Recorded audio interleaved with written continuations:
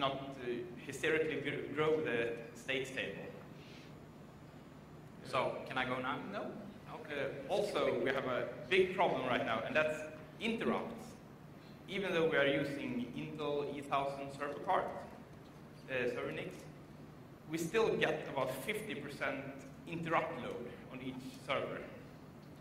So it's very hard to keep up with this huge amount of incoming connections and packets. The thing I think is the biggest problem for me is it's not multi-threaded, right? Yes, it is multi-threaded, kind of. Kind of. How is it kind of? It does something multi-threaded, like full scrapes. Yeah, okay. So can I change now? Yes. So I want to brag a bit. Or you can brag. You can brag. Okay. So we mediate around 55% of all traffic.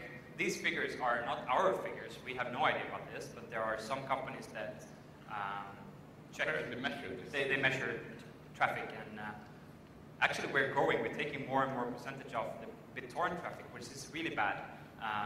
We really encourage everybody to start their own trackers, because we don't want to be the only tracker on the internet. So if you want to start a tracker, please do. Please use OpenTracker. Ask us for help. Just open the tracker. It's very important. But to be a bit impressive, so we mediate around 55% of all BitTorrent traffic. That means that people connect to us to get pairs, and then they start sharing files between each other.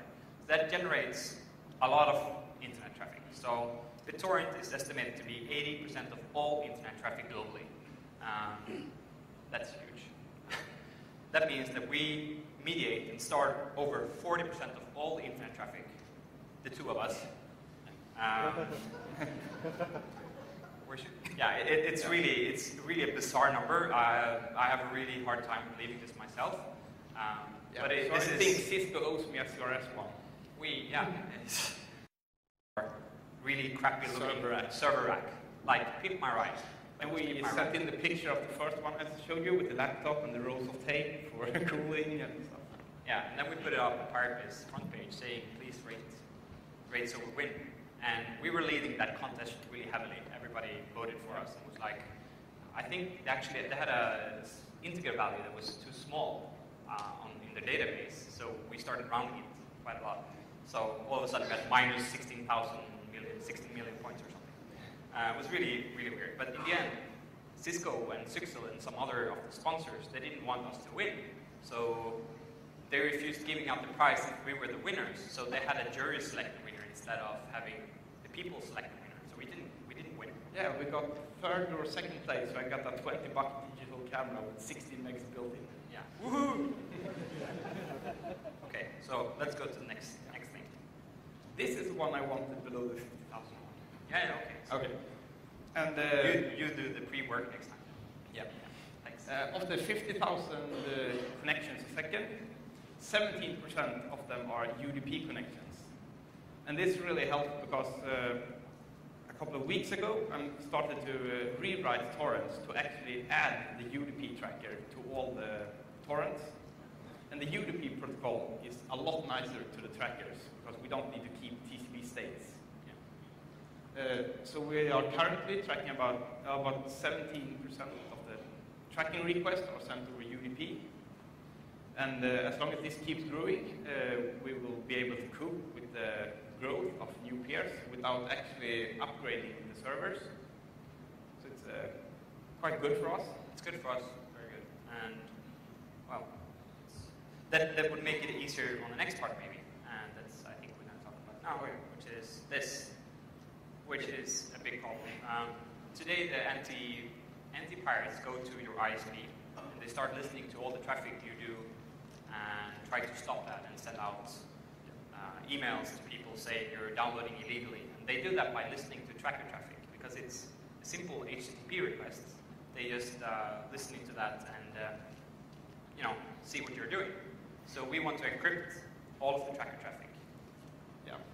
So we are planning to add SSL support to the trackers, but like 40,000 connections a second, that's a lot of SSL handshakes. And the biggest SSL engine I found so far is the one Cisco has to its 6500 series, but it costs $1 million or something, so it's not really feasible. $1 million. So if anyone has tips of cheap SSL engines that can handle massive amounts of traffic, please tell us after the speech or something. Because we are really looking for a good alternative to start SSL enabling our tracking system. Yeah. And this is, we're doing some side projects, not only, this is really quick fix more than a real fix for the problem. We're also working on some other project, which is more interesting, but it's going, we're quite lazy to be honest.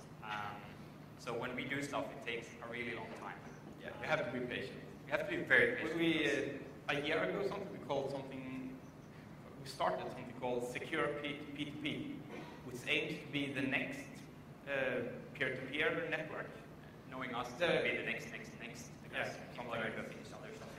That will take the flaws and shortcomings of BitTorrent and correct them, and also add some sort of anonymity, or at least plausible deniability, built into the protocol. But as I say, we are very lazy, so it's going to take its sweet time. There is some possibility of denial possibility in the open tracker today. They actually take some random IPs and just insert into the swarm to people that actually aren't sharing. I don't know if we have that activated on. Yeah, we have. So we are injecting random IP addresses from nets already used in Tracker. And this way, the anti-peer-to-peer company just can't receive the list of peers and say, these people are file sharing, because it could be a generated IP. So you actually have to connect to each peer and download at least one piece of the torrent to be sure that they are actually sharing. Yeah. Which we're just trying to make their job as hard as possible. And Fredrik is also working on something called IPT, and I think it's a stupid name. IPT?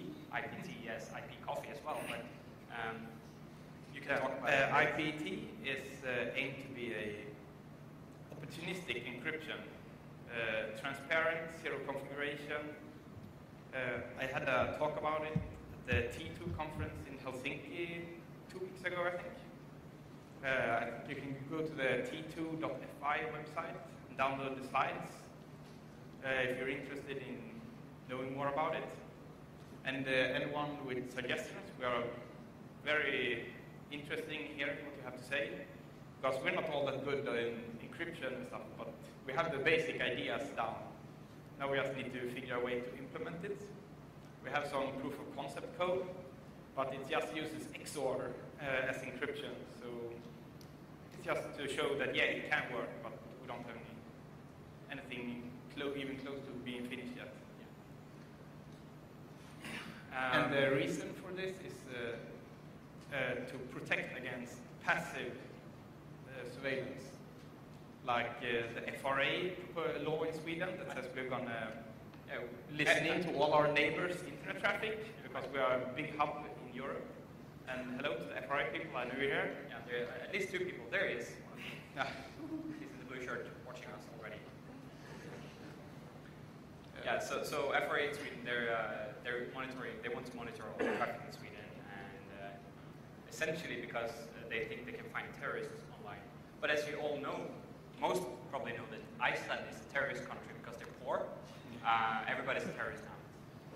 So you have a lot of work.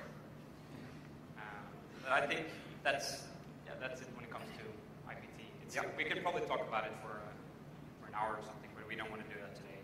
This is more general talk, I think. Yeah. So essentially what we want to say is this. I love this picture as well. I like funny pictures. What we've said today is basically file sharing will not be stopped. Even though you could maybe do like FRA, be stupid and try to monitor all the traffic on the internet, it will be encrypted. It will always find its way around. If enough problems arise, there will probably be a separate network instead.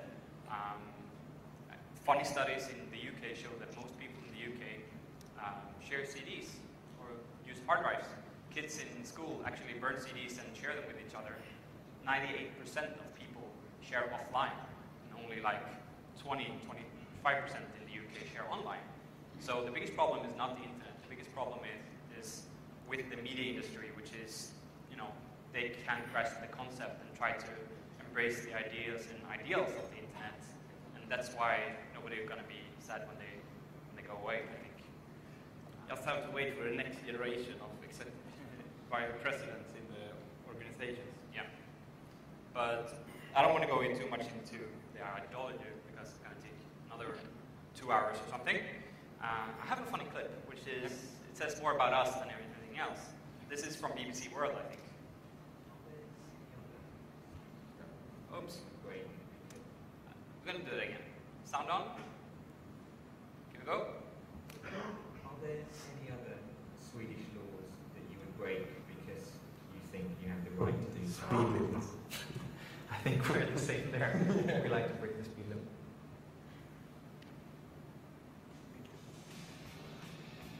There's your cue.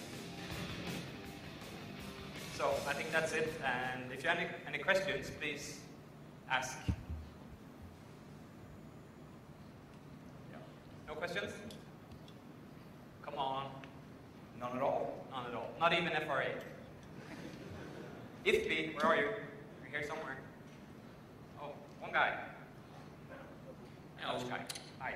Because there is copyright, we really got a problem. Sorry? You are defending not the copyright, the not copyright. Yeah.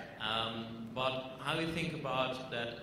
If there is no copyright, how should the content will be made? Is it just an open source community going to be like movies, or do you more think like we're going to pay tax for copyrights, or what's your opinion about it?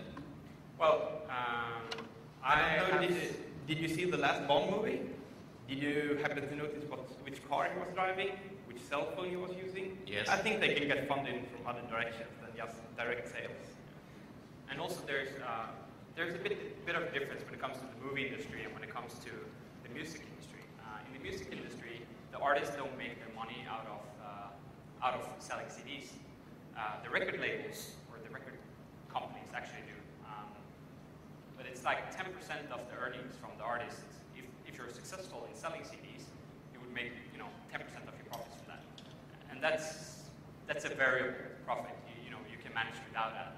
And all studies actually show that the music industry, or at least the artists, make more money out of peer-to-peer than they do on selling CDs. So it's good for them with peer-to-peer and file sharing. And I think in the movie industry, there's no studies showing that actually it's hurting their sales. And also, there is this whole thing about a new industry rising. It doesn't mean that the whole industry still has to make money, which is a very controversial thing to say, I guess. But I don't care about if they make money in the future or not. If they're not needed anymore, why should we pay for it? And that's also why I'm against the flat rate system, which is give them, pay $20 a month and download for free. Why should we pay for an industry if they cannot make their own money? It's against all basic rules when it comes to making money. I don't want to pay a stupid industry money for doing nothing, which is essentially what they do. They take money from their artists. So that's it. I agree with that. In Holland, we also have something like a copy fee on CDs and DVDs, and they also started to talk about to put it on hard drives. And it actually made you already pay the copyright fee on a disc for only 20 cents, and it making it actually legal to download and put it on a disc. So I think there are some more creative ways to. Yeah, the monetizing problem is not really a problem. It's a problem for the industry, but it's not a problem for us. To be honest, I don't care that much about the industry. That I want to help them. They can be creative. They have so many people employed. They can try to make money instead of saying, no, we're like children, and if we don't get it our way, we're not going to have it anyway. And the internet doesn't care about if they get it their way.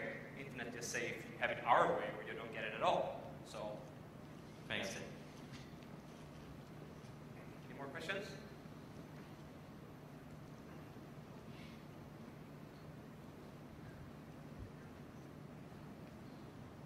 Hi.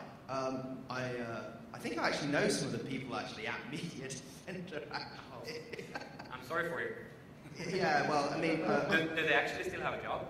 I think it might not be Media Defender, but there was this one guy I used to know, actually. I bailed him out of prison, actually. Okay. Which, on balance now, I believe is probably a mistake.